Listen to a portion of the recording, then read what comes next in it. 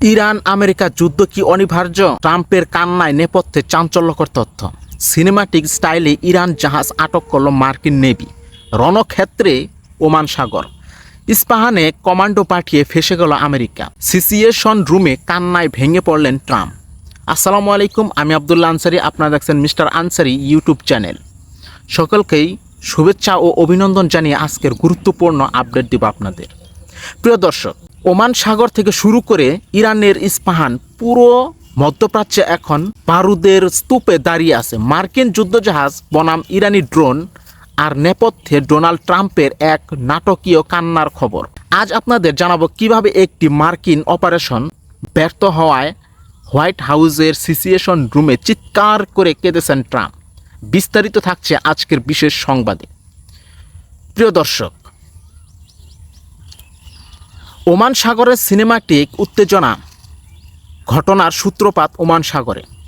মার্কিন যুদ্ধজাহাজগুলো হঠাৎ করেই ইরানের একটি বাণিজ্যিক জাহাজ তুস্কাকে সিনেমাটিক স্টাইলে ঘিরে ফেলে এবং সেটির ইঞ্জিন রুম ধ্বংস করে নিজেদের নিয়ন্ত্রণে নেয়।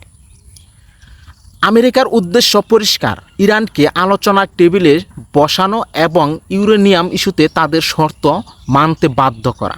প্রিয় দর্শক, তবে ইরান বসে থাকেনি। ইরানের কন্ট্রোল রুম বিষয়টি জানতে পেরেই ঝাঁকে ঝাঁকে ড্রোন পাঠায় মার্কিন ওয়ারশিপ লক্ষ্য করে। প্রিয় দর্শক, ড্রোন হামলার মুখে টিকতে না পেরে মার্কিন রণতরীগুলো সেখান থেকে পিছু হটতে বাধ্য হয়। প্রিয় দর্শক, ট্রাম্পের কান্না ও সিচুয়েশন রুমের নাটকীয়তা ওয়াল স্ট্রিট জার্নাল এক চাঞ্চল্যকর তথ্য সামনে এনেছে। কয়েকদিন আগে ইরানের ইস্পাহানে নিউক্লিয়ার স্থাপনায় হামলা এবং নিজেদের পাইলট উদ্ধারের জন্য আমেরিকা এক বিশাল কমান্ডো বাহিনী এবং কয়েক ডজন যুদ্ধবিমান পাঠিয়েছিল। মার্কিন প্রেসিডেন্ট ডোনাল্ড ট্রাম্প এবং শীর্ষ জেনারেলরা হোয়াইট হাউসের সিচুয়েশন রুম থেকে এই অপারেশন লাইভ দেখছিলেন, কিন্তু সেখানে তারা যা দেখলেন তা ছিল কল্পনাতীত। ইরান বাহিনীর প্রতিরোধের মুখে একের পর এক মার্কিন ব্ল্যাক হক হেলিকপ্টার আর গর্বের ফাইটার জেটগুলো ধ্বংস হয়ে আকাশ থেকে ধসে পড়েছিল। প্রিয় দর্শক, এই দৃশ্য দেখে ডোনাল্ড ট্রাম্প নিয়ন্ত্রণ হারিয়ে চিৎকার শুরু করেন। তিনি রাগে কাগজ ছিঁড়ে ফেলেন এবং এক পর্যায়ে কান্নায় ভেঙে পড়েন। জেনারেলরা তাকে শান্ত করার চেষ্টা করলেও তিনি ইরানকে পুরোপুরি ধ্বংস করার শপথ নিতে থাকেন। পাকিস্তানের মধ্যস্থতা ও ইরানের শর্ত। যুদ্ধ থামাতে পাকিস্তান মধ্যস্থতার চেষ্টা করলেও ইরান এখন অনড়। আমেরিকা চাইছে 20 বছরের জন্য ইরানের পরমাণু কর্মসূচি বন্ধ রাখতে, কিন্তু ইরান বলছে সময়সীমা হবে সর্বোচ্চ 5 বছর। এছাড়া 3টি প্রধান শর্ত দিয়ে চলছে দড়ির টানাটানি। প্রিয় দর্শক,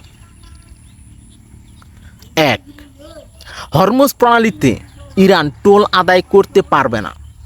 দ্বিতীয়ত, ইউরেনিয়াম আমেরিকার হাতে তুলে দিতে হবে। 3, মিসাইল প্রোগ্রামের রেঞ্জ কমাতে হবে। প্রিয় দর্শক, ইরান সাফ জানিয়ে দিয়েছে তারা কোনো অন্যায় আবদার মানবে না। প্রয়োজনে তারা চীন বা রাশিয়ার কাছে ইউরেনিয়াম দিবে, কিন্তু আমেরিকার হাতে দিবে না। ইরানের চূড়ান্ত হুঁশিয়ারি, ব্ল্যাক হোল অপেক্ষা করছে। ইরান এবার আমেরিকাকে সতর্ক করে বলেছে তারা যদি কোনো ভুল পদক্ষেপ নেয় তবে মধ্যপ্রাচ্যে একটি মার্কিন স্থাপনাও অস্তিত্ব থাকবে না। বিশেষ করে গালফ কান্ট্রিতে থাকা মার্কিন ঘাঁটি এবং জ্বালানি প্ল্যান্টগুলোকে উড়িয়ে দেওয়ার হুমকি দিয়েছে তেহরান। গত 1.5 মাসে ইরান এমন কিছু বিধ্বংসী মিসাইল এবং এয়ার ডিফেন্স সিস্টেম তৈরি করেছে যা মার্কিন প্রযুক্তির ধরাছোঁয়ার বাইরে। প্রিয় দর্শক, পরিস্থিতি এখন ডু আর ডাই। পাকিস্তান সীমান্ত থেকে শুরু করে ওমান সাগর সবখানে যুদ্ধের দামামা। আমরা চাই না যুদ্ধ, চাই শান্তি, কারণ এই যুদ্ধ বিশ্ব অর্থনীতিকে ধ্বংসের মুখে ঠেলে দিচ্ছে। পরবর্তী আপডেট পেতে আমি আবারও আপনাদের সম্মুখে আসব। সে পর্যন্ত সুস্থ থাকুন, ভালো থাকুন। আজ এ পর্যন্তই। আসসালামু আলাইকুম।